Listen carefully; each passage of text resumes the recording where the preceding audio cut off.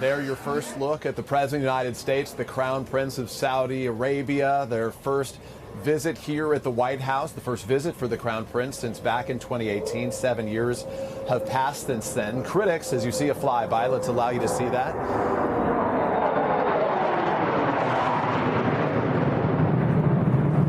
Cameras could barely keep up. A flyby of some fighter jets just overhead to really celebrate this trip for President Trump. As we noted, this is not usual. This is a man who had been viewed as a pariah only a matter of years ago. Now, in many ways, is being viewed as a business partner. And it is some of those business dealings, Kate, that is raising some real concerns among the president's critics, that this is sort of a blurring of the lines of politics and profit making. Just yesterday, a Saudi-linked group inking a deal with the Trump organization for the construction of a new property in the Maldives. The Trump organization, the president's family business, with which he is not presently connected, he says. It's run by his son, Eric Trump. Right now, they are constructing projects in Jeddah, in Riyadh, two major cities in Saudi Arabia, and a separate plaza to be built there as well. So that is getting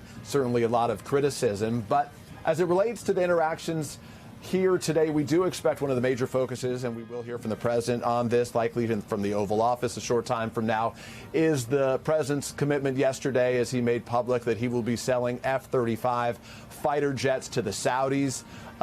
Israel among those American allies who oppose that expected sale that would still need congressional approval, as the Israelis are the only ones with that technology in the region, of course, because they would like to have that military strength in the region. But separately, there are concerns among some critics right now that allowing the Saudis to have the F-35, given that the Saudis have a security agreement with China, is potentially problematic as well, in case any of that technology, Kate, gets into the hands of the Chinese or any other American adversary around the globe. Kate?